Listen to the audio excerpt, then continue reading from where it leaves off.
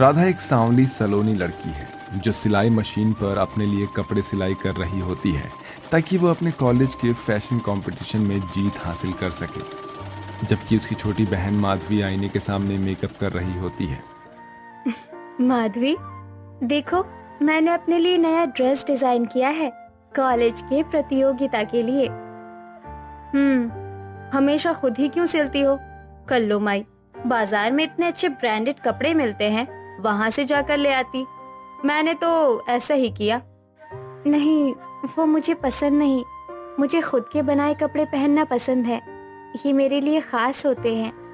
अब तुझे समझाए भी कौन कर लो माई, वैसे भी तू कहाँ अपने सामने किसी की चलने देगी। ऐसा कहकर माधवी दोबारा से अपने रूम को संवारने लगती है। ऐसे ही समय बीतता है और कुछ दिनों में कॉलेज का कंपटीशन का दिन आ जाता है, जहां बड़े घर की अमीर लड़कियां महंगे महंगे ड्रेस पहनकर आती हैं। उन्हीं में से माधुरी भी एक थी जिसने महंगा ड्रेस खरीदा था, लेकिन इस प्रतियोगिता में राधा को विजेता घोषित किया जाता है क्योंकि उसने जो ड्रेस पहना था वो सबसे अलग और उसके द्वारा बनाई गई ड्रेस थी। मुझे ये बताते हुए बेहद ही खुशी हो रही है कि इस प्रतियोगिता की विजेता है राधा। ये कैसे हो सकता है? मेरा ड्रेस तो ब्रांडेड था। कोई बात नहीं मेरी बहन, मेरी जीत भी तो आखिर तेरी ही जीत है। नहीं, बिल्कुल भी नहीं। ऐसा कहकर माधवी वहां से चली जाती है।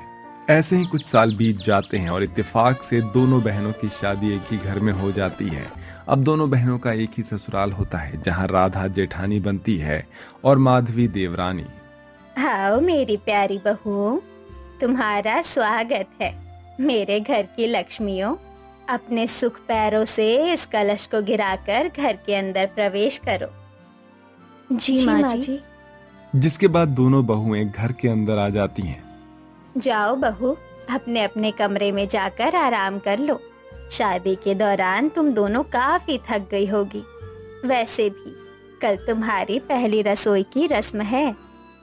जी माँ जी। इसके बाद वो दोनों ही अपने अपने कमरे में जाकर आराम करने लगती हैं। ऐसे ही अगली सुबह हो जाती है, जहां राधा सुबह सवेरे जल्दी उठकर नहा धोकर सबसे पहले मंदिर में पूजा करती है और फिर अपनी पहली रसोई की रस्म करने के लिए रसोई में पहुंच जाती है। आज तो मेरी पहली रसोई है, मुझे आज अच्छे से सबके लिए ब्रेकफास्ट तैयार करना है। वैसे ये माधवी कहाँ रह गई? कहीं वो भूल तो नहीं गई कि आज उसकी पहली रसोई है? अभी राधा मन ही मन इतना सोच ही रही होती है कि तभी उसकी सास सावित्री आ जाती है। अरे राधा बहू, इतनी सुबह सवेरे रसोई में तुम क्या कर रही हो? माँ जी, वो मेरी पहली रसोई है ना, इसीलिए मैं थोड़ा आज जल्दी से ही रसोई में आ गई। अच्छा किया फिर तुमने। वैसे माधवी भी उठ गई है क्या अपनी पहली रसोई के लिए? जी माँ जी, वो तो मुझसे भी पहले उठ गई है। बस सूर्यदेव को नमस्कार करके वो सीधे रसोई में ही आ जाएगी। मैं तो धन्य हो गई तुम दोनों बहनों को अपने बहू के रूप में पाकर। चलो ठीक है, अब अपनी पहली रसोई की रस्म पूरी करो। ऐसा कहकर सावित्री देवी वहां से चली जाती है, जिसके बाद राधा अकेले ही सभी के लिए नाश्ता तैयार करने लगती है। ऐसे ही कुछ घंटे बीत जाते हैं, जिसके बाद माधवी रसोई में आती है। Good morning black beauty sister. अरे माधवी, तू अब आ रही है? तू भूल गई थी क्या? आज हमारी पहली रसोई की रस्म है। व्हाट? पहली रसोई की रस्म? ये क्या होती है? तुझे तो पता है मुझे खाना बनाना भी नहीं आता, तो ये रसोई की रस्म में मैं क्या ही करूंगी। वैसे तूने सासू माँ को कुछ बताया तो नहीं ना मेरे बारे में? नहीं, बिल्कुल भी नहीं। ठीक है फिर, अच्छा किया तूने। अब मैं डाइनिंग टेबल पर इन डिशेस को लगा देती हूँ। ठीक है, अब आएगा मजा। इधर कल्लो माई खाना बनाएगी और सारा क्रेडिट मैं ले जाऊंगी। ऐसा सोचकर माधवी डाइनिंग टेबल पर खाना लगा देती है और सभी को राधा के द्वारा बनाया गया खाना पसंद आता है। वाह वाह राधा, खाना तो बहुत ही स्वादिष्ट बनाए। हाँ माधवी, ये खीर का तो कोई जवाब ही नहीं है। बिल्कुल सही कहा मेरे दोनों बेटों ने। अब तुम दोनों ने मिलकर इतना अच्छा खाना बनाया है तो कुछ अच्छा सा गिफ्ट भी तुम्हें मिलना चाहिए ना। लेकिन इस बार गिफ्ट थोड़ा खास होगा। मैंने सोचा कि मैं गिफ्ट अपने मन का ना देकर तुम्हारे मनपसंद का दूं। तो बताओ बड़ी बहू, तुम्हें तुम्हारी पहली रसोई में क्या गिफ्ट चाहिए? माँ जी, मुझे ज्यादा कुछ नहीं चाहिए, बस मुझे आपकी एक परमिशन चाहिए। कैसी परमिशन बहू? वो माँ जी, मैंने फैशन डिजाइनिंग का कोर्स कर रखा है और मुझे सिलाई करने का बहुत ही शौक है, तो क्या मैं घर में सिलाई कर सकती हूँ? अरे बड़ी बहू, भला ये भी कोई पूछने वाली बात है? बिल्कुल, तुम कर सकती हो। छोटी बहू, तुम्हें क्या चाहिए? वो माँ जी, मुझे डायमंड नेकलेस चाहिए और ज्यादा कुछ नहीं। ठीक है, फिर मैं तुम्हारे लिए एक डायमंड नेकलेस ले आऊंगी। थैंक यू माँ जी। और इस तरह माधवी और राधा की पहली रसोई की रस्म पूरी हो जाती है। ऐसे ही समय बीतता है और एक और राधा घर की बड़ी बहू होने का बखूबी फर्ज निभाती है और वो घर के हर एक काम को अच्छे से करती है। पूरे घर को वो अच्छे से संभाल लेती है। तो वहीं माधवी घर की छोटी बहू होने के बावजूद भी किसी भी काम को हाथ नहीं लगाती। वो हर काम अपनी बड़ी बहन राधा के ऊपर सौंप देती है। एक दिन, अरे माधवी, तुम इतना सवेरे सवेरे कहाँ जा रही हो? Oh hello, excuse me black beauty sister, please मुझे ऐसे पीछे से टोका मत कर। मैं शॉपिंग के लिए जा रही हूँ। प्लीज मम्मी जी को संभाल लियो, उन्हें मत बताना कि मैं शॉपिंग पर जा रही हूँ। पर माधवी, परवर कुछ नहीं। अरे तुम्हारी शक्ल सूरत नहीं है तो मैं क्या करूँ? मैं भी क्या अपने ऊपर ध्यान ना दूँ? तुम बस माँ जी को कुछ मत बताना। अभी माधवी ने इतना कहा ही था कि तभी वहां पर उसकी सास आकर कहती है, किसी को मुझे बताने की कोई जरूरत नहीं है। मैं सब कुछ देख और सुन रही हूँ कि इस घर में क्या हो रहा है। छोटी बहू, तुम बड़ी को ये क्या ब्लैक ब्यूटी कहकर बुलाती हो? वो तुम्हारी जेठानी है इस घर की। आइंदा से मैं ये शब्द ना सुन लूं, ध्यान रखना। और वैसे भी मैंने शुरू से ही बड़ी बहू को इस घर के काम करते हुए देखा है, तुम्हें नहीं। तुम्हें तो बस अपने शॉपिंग से फुर्सत ही नहीं है, तो तुम घर क्या देखोगी? नहीं माँ जी, ऐसी कोई बात नहीं है। तुम अपनी बड़ी बहन को बहला फुसला सकती हो, मुझे नहीं। चलो अब जाओ जहाँ तुम जा रही थी। इस तरह सावित्री अपनी छोटी बहू को जली कटी सुनाती है। तो वहीं माधवी को इन सभी बातों का कोई फर्क नहीं पड़ता और वो शॉपिंग पर चली जाती है। माधवी अक्सर ही ऐसा करती है। वो आए दिन कभी शॉपिंग पर तो कभी किटी पार्टी जाया करती है। उसे अपने ससुराल वालों की कोई फिक्र नहीं थी। वहीं राधा छोटी बहू से बिल्कुल विपरीत थी। ऐसे ही एक महीना बीत जाता है। राधा बहू, तुम घर के कामों में कितनी निपुण हो। तुम्हारी सिलाई की कला भी अद्भुत है। धन्यवाद माँ जी, मुझे अपने काम से प्यार है। राधा घर के सभी कामों को कुशलता से संभालती है और साथ ही अपने फैशन डिजाइनिंग के शौक को भी जारी रखती है। अरे सुमन, ऐसी कोई बात नहीं है। भला मैं अपने दोस्तों को कैसे भूल सकती हूँ? रहने दे सावित्री, रहने दे। अगर तू भूली ही ना होती तो कम से कम हमें अपने घर तो बुलाती। तूने तो अपने बेटों की शादी भी कर दी और हमें बुलाया तक नहीं। अरे ऐसी कोई बात नहीं है, वो तो शादी थोड़ी जल्दबाजी में हो गई। वैसे टेंशन लेने वाली कोई बात नहीं है। मैं काम करती हूँ, एक किटी पार्टी रखती हूँ जिसमें मैं अपनी सभी सहेलियों को भी बुलाऊंगी। इस तरह हम सभी एक जगह मिल भी लेंगे। वाह, ये हुई ना सहेलियों वाली बात। तो ठीक है, फिर डेट फिक्स कर। ऐसा कहकर सावित्री फोन काट देती है और वो अपनी दोनों बहुओं से कहती है, देखो बहुओं, मैंने सोचा है कि मैं एक किटी पार्टी रखूं जिससे मेरी सहेलियां मेरी दोनों बहुओं से मिल सके। अरे क्यों नहीं माँ जी, तो ठीक है फिर इस किटी पार्टी के लिए तुम अपने लिए ड्रेस ऑर्डर कर लो। तुम्हें जहाँ से भी ड्रेस मंगवाना हो तुम वहाँ से मंगा लो, पैसे मैं दूंगी। वाह, मैं तो एक नया डिजाइनर ड्रेस ऑर्डर करती हूँ अभी जाकर। माँ जी, मैं तो अपने लिए खुद ही ड्रेस बनाऊंगी, अगर आपकी आज्ञा हो तो।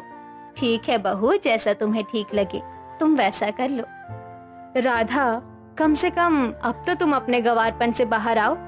तुम्हारा ये खुद से ड्रेस तैयार करने का भूत कब तक उतरेगा? कहीं तुम माँ जी की बेइज्जती मत करवा देना। नहीं माधवी, तू देखना, मैं इस बार ऐसी ड्रेस बनाऊंगी कि लोग देखने वाले देखते रह जाएंगे। जिसके बाद माधवी महंगे ड्रेस का ऑर्डर देती है, जबकि राधा अपने हाथों से सुंदर ड्रेस तैयार करने लगती है। वो पूरा दिन अपने ड्रेस को तैयार करने में लगाती है। ऐसे ही रात हो जाती है। अब राधा सो भी जाओ, आखिर कब तक तुम ड्रेस को सिलती रहोगी?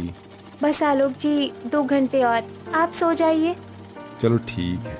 और इस तरह राधा पूरी रात अपने ड्रेस को तैयार करने में लगा देती है। और ऐसे ही अगली सुबह हो जाती है, जहां आज किटी पार्टी होती है। सभी महिलाएं सज धज कर आती हैं। राधा का ड्रेस सभी को प्रभावित करता है। राधा बहू, तेरा ड्रेस तो कमाल का है। क्या तूने खुद बनाया है? जी हाँ आंटी जी, मैंने खुद ही डिजाइन किया है। माधवी बहू, आपका ड्रेस भी अच्छा है, लेकिन राधा बहू का ड्रेस तो वाकई में खास है। हाँ ये बात तो है। मैंने आज तक इतना अच्छा पार्टी ड्रेस नहीं देखा। माधवी को ये सुनकर जलन होती है, लेकिन वो कुछ कह नहीं पाती। चारों ओर बस राधा की ही तारीफ हो रही होती है। ये देखकर माधवी को ये सब कुछ समझ में आ जाता है कि हुनर और काबिलियत की एक अलग ही पहचान होती है। राधा दीदी, क्या आप मेरे लिए भी ऐसा ड्रेस बना सकती हैं? अरे बिल्कुल, क्यों नहीं। राधा बहू, तुमने इस किटी पार्टी में 4 चांद लगा दिए। तुम्हारी कला को देखकर मुझे लगता है कि तुम्हें अपना बुटीक खोलना चाहिए। मैं तुम्हारी मदद करूंगी। सच में माँ जी? हाँ दीदी, माँ जी बिल्कुल ठीक कह रही हैं। फिर क्या था, राधा एक छोटा सा बुटीक खोलती है और धीरे धीरे अपने व्यवसाय को बढ़ाती है। इसी तरह राधा का बुटीक शहर में प्रसिद्ध हो जाता है। राधा जी, आपने इतने कम समय में इतना बड़ा व्यवसाय आखिरकार कैसे खड़ा किया? ये सब मेरी मेहनत, माँ जी के आशीर्वाद और परिवार के समर्थन से संभव हुआ है। दीदी, मुझे माफ कीजिए। पहले मैं आपकी कला की कद्र नहीं कर पाई। अब मैं भी आपके साथ काम करना चाहती हूँ। माधवी, मैं हमेशा तुम्हारा स्वागत करती हूँ। चलो मिलकर आगे बढ़ते हैं। जिसके बाद वो दोनों बहनें एक दूसरे से गले मिलती हैं और सभी लोग खुशी खुशी रहने लगते हैं। एक गांव में धनीराम सेठ रहता था, जिसकी 2 बीवियां थी। उसकी बड़ी पत्नी के सिर पर बाल बहुत ही कम थे और वो सांवली भी थी। वहीं उसकी छोटी बीवी के सर पर काफी लंबे और घने बाल थे और वो बड़ी वाली से ज्यादा खूबसूरत थी, इसलिए छोटी वाली को अपने ऊपर काफी घमंड भी था। नैना, अरे ओ नैना, अरे कब से बुला रहा हूँ पर तुम सुनती ही नहीं हो। कहाँ चली गई हो? आपने बुलाया? दरअसल मैं कुछ काम कर रही थी, इसलिए मुझे सुनाई नहीं दिया। अरे तुम? अरे मैं तो तुम्हें नहीं बुलाया, मैं तो नैना को आवाज लगा रहा था। मुझे लगा आप मुझे आवाज लगा रहे हैं। तुम्हारे कान आजकल कुछ ज्यादा ही बज रहे हैं, थोड़ा ठीक से सुना करो। अब ये बताओ कि कंचन कहाँ है? छोटी तो अभी बाल बनाने में व्यस्त है। आपको क्या चाहिए, आप मुझे बताइए ना, मैं लेकर आती हूँ। अभी कंचन ने इतना कहा ही था कि तभी पीछे से नैना उसके पास आती है। अरे आने में जरा देर क्या हो गई? तू मेरी शिकायत कर रही थी। नहीं छोटी, मैंने तो नहीं कहा। तुम्हें सफाई देने की कोई जरूरत नहीं है। जैसे मैं पूरा दिन अपने रूप संवारने में व्यस्त रहती हूँ, ऐसा जताती हो तुम कि सारा घर गृहस्थी का काम तुम ही करती हो। मैंने ऐसा कब कहा छोटी? अरे अब कहने को बचा ही क्या है। तुम्हारी बातों का मतलब मैं अच्छे से जानती हूँ। अब मुझसे ऐसे ज्यादा जुबान लड़ाने की कोई जरूरत नहीं है। जाओ और जाकर अपना काम करो। हाँ कंचन, जैसा नैना ने बोला जाकर वो करो। ऐसी बात पर तुम्हारा लड़ना मुझे ठीक नहीं लगता। जाओ यहाँ से। इस तरह बोलने पर कंचन वहाँ से चली जाती है। बिल्कुल सही किया नैना तुमने। अरे जाने भी दीजिए, मुझे सब पता है। आप मुझसे नहीं बल्कि उससे ज्यादा प्यार करते हैं। अरे नहीं नहीं, ऐसी कोई बात नहीं है। अरे सुनो मेरी बात तो सुनो। क्या बात है? अरे कल सुबह मैं व्यापार के लिए जाऊंगा और देश विदेश में व्यापार करके 1 महीने बाद लौटूंगा। इसीलिए क्या? देखो, ये कंचन से बिल्कुल भी मत बताना। उस काली कलूटी का चेहरा देखकर व्यापार करने जाऊंगा तो भारी नुकसान हो जाएगा। सही कहा आपने। बहुत सारे निर्लज देखे हैं पर इसके जैसा नहीं देखा। हे प्रभु, ये क्या कह रहे हैं? अब यही सुनना बाकी रह गया था। पर फिर भी प्रभु, मेरे पति का ध्यान रखना। ऐसे ही अगली सुबह हो जाती है और सेठ व्यापार करने के लिए जाने लगता है। अच्छा चलता हूँ नैना, अपना ध्यान रखना। हाँ मैं अपना ध्यान रखूंगी, लेकिन व्यापार से लौटते समय मेरे लिए बनारसी साड़ी, सोने का सुंदर हार और मोतियों का हार लाना मत भूलिएगा। अच्छा ठीक है, मैं लेता आऊंगा। अपना ध्यान रखिएगा और सही सलामत लौट आइएगा।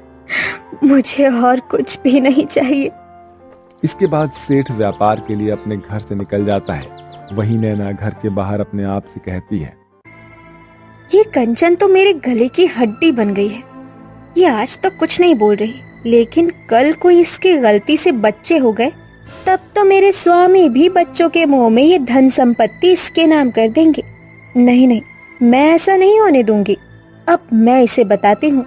ऐसा सोचकर नैना घर के अंदर जाती है और कंचन से कहती है, अरे यहाँ बैठकर तुम किसका बुरा सोच रही हो? अरे बहन, मैं क्यों भला किसी का बुरा सोचूंगी? ऐसा सोचना भी पाप है। पाप पुण्य छोड़कर घर के काम जल्दी से खत्म करो। घर पोंछना, बर्तन धोना, खाना बनाना, ये सब करने के लिए भी तुम्हें कहना पड़ेगा क्या? मैं सब कर देती हूँ, एक एक करके मैं सब कर देती हूँ। करने में ही भलाई है, नहीं तो काम कैसे कराते हैं ये मैं अच्छे से जानती हूँ। इसके बाद कंचन एक एक करके सारा काम करने लगती है। अरे ये क्या, तूने मेरा तेल कैसे लिया? ये सिर्फ और सिर्फ मैं अपने बालों के लिए लाई थी। रुक, मैं तुझे अभी बताती हूँ। वो मैंने ये सोचा कि काश मेरे भी बाल थोड़े से ठीक हो जाते। तू रुक, मैं करती हूँ ठीक तुझे। ऐसा कहकर नैना कंचन को मारने लगती है। कुछ देर मारने के बाद नैना कंचन से कहती है, अरे तू कहीं चली क्यों नहीं जाती? ना तेरा रंग है, ना रूप है, ऊपर से इतनी बदसूरत है कि तेरे पति तुझे देखना भी पाप समझते हैं। वो तो मैंने ही मना कर रखा है, नहीं तो वो कह रहे थे कि तुझे इस घर से बेदखल कर देंगे। बेइज्जत होकर जाने से अच्छा है कि तू अपने आप इस घर को छोड़कर चली जा। अगर नहीं जाती है तू, तो तेरे साथ ऐसा हर रोज होगा। नहीं, अब बहुत हो गया। अब मैं यहाँ और नहीं रह सकती। तुम अपनी गृहस्थी खुद संभालो। मैं जा रही हूँ यहाँ से। जा रही हो तो जाओ, मैं तो यही चाहती थी कि निकल जाओ यहाँ से। नहीं, मैं अब इन मनुष्यों की दुनिया में और नहीं रहूंगी। ना मेरे पास रूप है, ना लंबे बाल हैं। कैसे इन लोगों के सामने जाऊंगी? इससे अच्छा है मेरा इस जंगल में रहना। कंचन ऐसा कहते हुए जा ही रही होती है कि तभी उसकी नजर एक पेड़ के नीचे पड़ी हुई गंदगी पर पड़ती है। अरे नहीं, इस पेड़ के नीचे कितनी गंदगी है। जाने से पहले मैं इस गंदगी की सफाई कर देती हूँ। ऐसा बोलकर कंचन उस पेड़ के नीचे की गंदगी साफ करने लगती है। आखिर तुम कौन हो? तुम्हारा स्वभाव देखकर मैं बहुत खुश हुआ। तुम्हारे सारे दुख दर्द दूर हो जाए। जाओ, तुम खुश रहो हमेशा। इस तरह उस जादुई पेड़ से आशीर्वाद पाकर कंचन वहां से आगे की ओर जाने लगती है।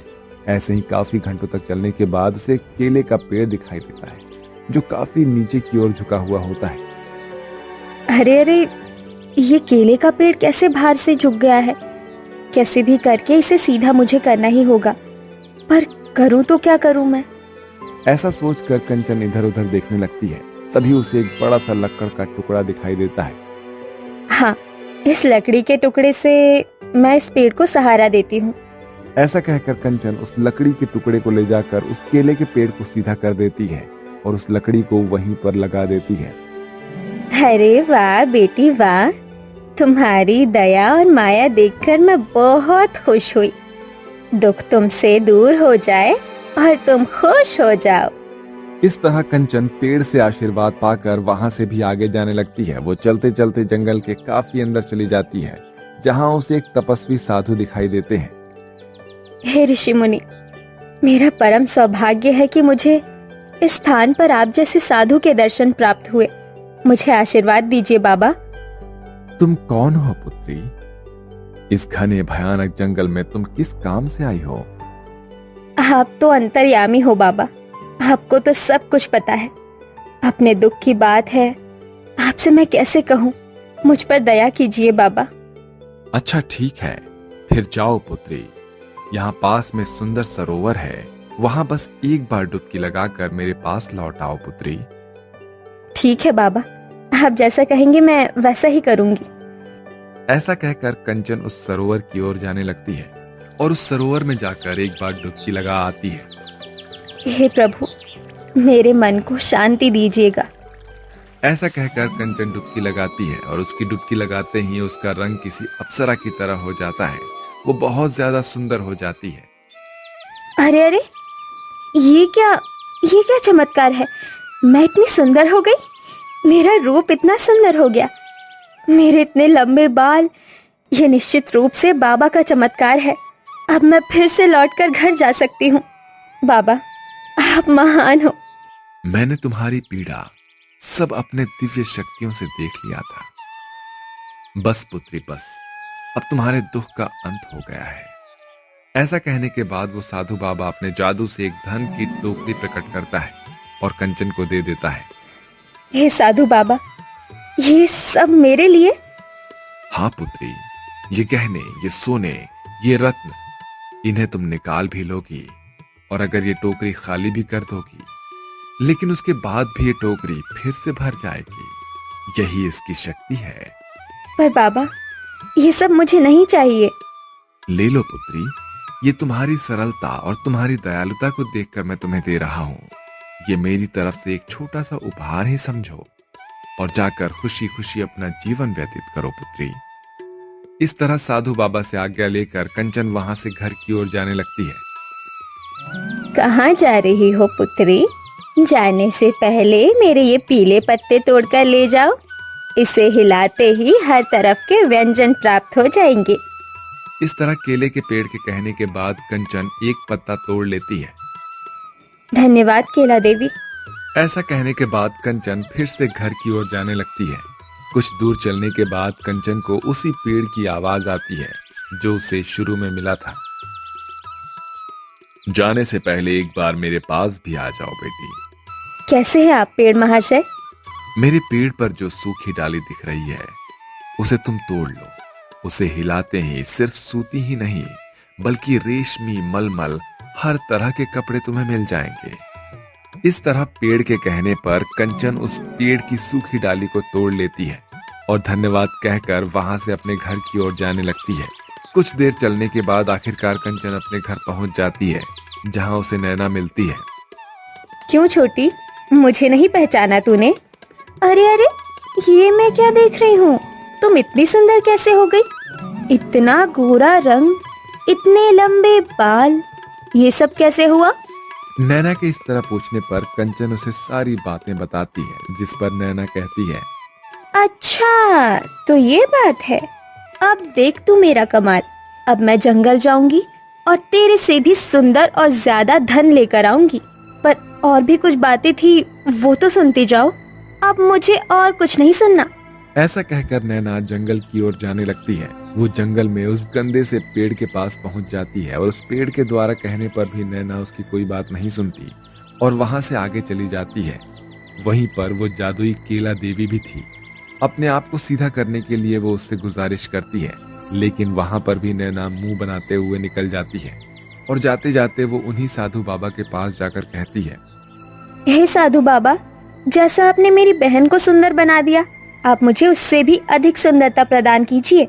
ऐसा मैं आपसे विनती करती हूँ। ठीक है, यहाँ से आगे जाओगी तो तुम्हें एक ठंडा सरोवर मिलेगा। उस सरोवर में तुम जाकर स्नान कर लो। सिर्फ एक डुबकी ही लगाना, तुम सुंदर हो जाओगी। ठीक है बाबा। ऐसा कहने के बाद नैना उस सरोवर में चली जाती है और एक डुबकी लगाती है। डुबकी लगाते ही वो सुंदर हो जाती है, लेकिन वो और भी लालच करती है और ज्यादा सुंदर होने के लिए वो फिर से डुबकी लगाती है, जिसके बाद वो पूरी तरह से काली हो जाती है। हे भगवान, ये क्या हुआ? ऐसा कहते हुए वो सरोवर से बाहर आती है और वो पूरे जंगल में उन साधु बाबा को ढूंढती है, लेकिन वो उसे कहीं पर भी नहीं मिलते। वो दोबारा उस जादुई पेड़ के पास जाती है, लेकिन नैना को पूरे जंगल में कोई भी जादुई पेड़ नहीं दिखता। जब वो घर पे जाकर देखती है तो उसका पति उसकी बड़ी बहन के साथ हंसी खुशी जीवन बिता रहा होता है और वहीं अब नैना की जिंदगी कंचन की पिछली जिंदगी जैसी हो जाती है।